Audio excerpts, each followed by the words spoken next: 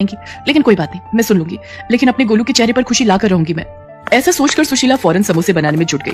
पहले वो बाजार जाकर समोसे बनाने का सामान लाई और फिर उसने फटाफट गर्मा गर्म समोसे बनाकर तैयार कर दिए। कुछ ही देर में गोलू घर वापस आ गया और अपनी माँ सुशीला से बोला, अरे माँ, तुम काम पर नहीं गई अब तक? और ये खुशबू, ये तो माँ तुमने समोसे बना दिए क्या? हाँ बना दिए, आजा खा ले जल्दी से। सुशीला की बात सुनते ही गोलू फटाक से हाथ मुंह धोकर समोसे खाने के लिए बैठ गया। लेकिन फिर जैसे ही उसने समोसे की प्लेट देखी तो सुशीला से बोला, माँ तुम भी आ जाओ। नहीं बेटा, तू आराम से खा, मुझे जाना है, पहले ही काफी देर हो गई है। अच्छा तो रुको, मैं तुम्हारे लिए समोसे बांध देता हूँ, काम से वक्त निकाल कर खा लेना। इतना कहकर गोलू रसोई की तरफ बढ़ गया, लेकिन उसे रसोई में एक भी समोसा नहीं मिला। और ऐसा इसलिए था क्योंकि सुशीला ने बस 2 ही समोसे बनाए थे, वो भी सिर्फ गोलू के लिए। असल में सुशीला के पास इससे ज्यादा समोसे बनाने के लिए ना तो समय था और ना ही पैसे। और ये बात समझने में गोलू को जरा भी देर नहीं लगी। अच्छा, तो माँ ने अपने लिए समोसे नहीं रखे। अब कोई बात नहीं, बाहर प्लेट में 2 समोसे तो हैं ही, एक माँ को बांध देता हूँ और एक मैं खा लेता हूँ। ऐसा सोचकर गोलू रसोई से बाहर आया, लेकिन तब तक सुशीला काम के लिए जा चुकी थी।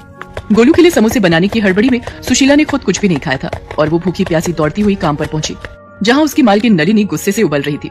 नमस्ते मेम साहब, माफ कीजिए, आज थोड़ी देर हो गई। वो आज मेरे बेटे का जन्मदिन है। सुबह सुबह समोसे खाने की जिद पकड़कर बैठ गया तो मैं बस।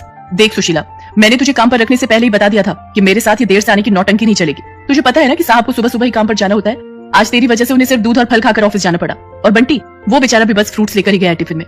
बस आज के लिए माफ कर दीजिए मेम साहब, दोबारा आपको शिकायत का मौका नहीं मिलेगा। हाँ, दोबारा ऐसा नहीं होगा, क्योंकि मैं तुझे दोबारा ऐसी गलती करने का मौका ही नहीं दूंगी। मैंने अपनी फ्रेंड को बोलकर नई मेड का इंतजाम कर लिया है, वो भी थोड़ी देर में आती होगी। एक बार उससे बात फाइनल हो जाए फिर तुझे काम पर आने की कोई जरूरत नहीं है। नहीं मेम साहब, ऐसा मत कीजिए, मेरी हालत तो आप जानती ही हैं। मेरे पति नहीं है, बस एक यही काम है जिसके सहारे मैं अपने बच्चे को पाल रही हूँ। अगर ये काम भी छूट गया तो बड़ी मुसीबत हो जाएगी मेम साहब। रहने दे, तुम छोटे लोगों के ये सारे हथकंडे ना मैं अच्छे से जानती हूँ। वैसे तो बड़ा गरीब होने का नाटक करती है, लेकिन अपने बेटे की इच्छाएं पूरी करने के लिए खूब पैसे हैं तेरे पास। सुबह सुबह समोसे तलकर आ रही है और कहती है कि गरीब है। चल अब यहाँ खड़ी होकर और मेरा टाइम वेस्ट मत कर, जाकर काम निपटा। मैं उस नई मेड से बात करके बताती हूँ कि तुझे कब तक काम पर आना है। सुशीला नलिनी के सामने गिड़गिड़ाती रही, लेकिन नलिनी को उस पर तरस नहीं आया। वो हमेशा ही ऐसा करती थी और इसीलिए उसके यहाँ कोई काम वाली ज्यादा दिन टिक नहीं पाती थी। काम निपटा कर सुशीला घर वापस आ गई, जहाँ गोलू उसका बेसब्री से इंतजार कर रहा था। माँ तुम आ गई, तुमने कुछ खाया तो नहीं होगा ना? आ जाओ, मैंने तुम्हारे लिए एक समोसा बचा कर रखा है। गोलू की बात सुनकर सुशीला की आंखों में आंसू आ गए। उसने फौरन आगे बढ़कर गोलू को अपने सीने से लगा लिया और रोते हुए उससे बोली, मुझे माफ कर दे मेरे बच्चे, मैं जानती हूँ कि मैं बिल्कुल भी अच्छी माँ नहीं हूँ। नहीं माँ, ऐसा मत बोलो, तुम बहुत अच्छी हो। और तुम्हें पता है हमारी सबसे अच्छी बात क्या है? तुम्हारे ये समोसे। हाँ माँ, सच में। और इस बार जो चटनियाँ बनाई थी तुमने, आहा, मजा ही आ गया माँ, बिल्कुल चाट सी बन गई थी। हाँ, समोसा चाट। तुम रुको, मैं अभी तुम्हारे लिए वैसे ही समोसा चाट बनाकर लाता हूँ जैसे आज मैंने खाई थी।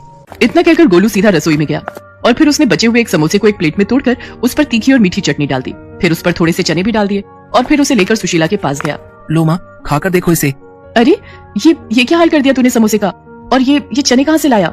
पड़ोस वाली शांति चाची दे गई थी, उनके पास हमारी एक कटोरी थी ना, उसी में ये चने रखकर लाई थी।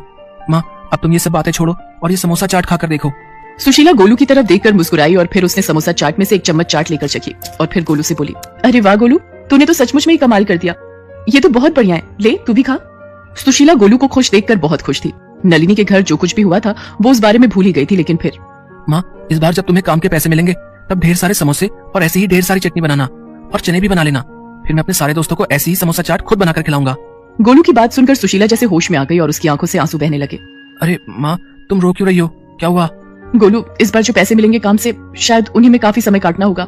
आज काम पर देर से पहुंची थी ना, तो मालकिन बहुत ज्यादा गुस्सा हो गई। शायद वो मुझे काम से निकालने वाली है। क्या बस एक दिन देर हो गई तो इतना गुस्सा? कोई बात नहीं माँ, तुम चिंता मत करो। और वो खड़ूस आंटी तुम्हें काम से निकाले उससे पहले तुम ही उसके यहाँ से काम छोड़ दो। है? ये तो क्या बोल रहा है गोलू? जब तक कोई और जगह काम नहीं मिलता कम से कम तब तक तो। नहीं माँ, अब तुम्हें किसी के घर जाकर काम करने की जरूरत नहीं है। मैंने सोच लिया है कि अब क्या करना है। अब से तुम और मैं मिलकर समोसा चाट बनाएंगे और उसे बेचेंगे। तुम देखना माँ, हमारी बहुत अच्छी कमाई होगी। गोलू की बात सुनकर सुशीला हैरानी से उसकी तरफ देखने लगी, लेकिन फिर अगले ही पल उसमें भी आत्मविश्वास जगा और उसने गोलू को फिर से गले लगाते हुए कहा, हाँ बेटा, हम मिलकर लड़ेंगे और जीतेंगे भी। इसके बाद सुशीला ने खुद ही नलिनी के घर का काम छोड़ दिया और वहाँ से मिले पैसों से उसने समोसा चाट बनाने का सामान खरीदा। हालांकि ये सब करते हुए सुशीला के मन में इस बात को लेकर डर था कि अगर ये काम ना चला तो क्या होगा। लेकिन फिर गोलू का आत्मविश्वास देखकर उसमें भी हिम्मत आ गई और उसने पूरे मन से समोसा चाट का सामान बनाकर तैयार कर लिया। और फिर शाम होते ही, नहीं माँ, तुम रहने दो, चाट तो मैं ही लगा कर दूंगा सबको। जितने मन से सुशीला ने समोसे बनाए थे, गोलू भी उतने ही मन से समोसा चाट लगाकर सबको दे रहा था। पहले दिन ही सारी की सारी समोसा चाट कुछ ही घंटों में बिक गई और लागत के साथ साथ अच्छा मुनाफा भी हाथ आ गया। सुशीला और गोलू बहुत खुश थे। फिर कुछ दिनों बाद, अरे सुनो बच्चे, मुझे समोसा चाट का ऑर्डर देना है। आपको लाइन में लगना होगा, ये सारे लोग ऑर्डर देने के लिए खड़े हैं।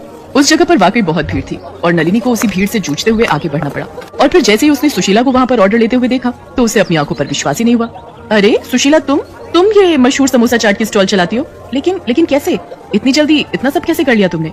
बस अपने बच्चे की इच्छा पूरी करती रही मेम साहब, और भगवान पर भरोसा बनाए रखा, क्योंकि वो तो सब जानता है ना कि कौन क्या है। वैसे आपका कितना प्लेट का ऑर्डर है? पैसे एडवांस ही देने होंगे आपको।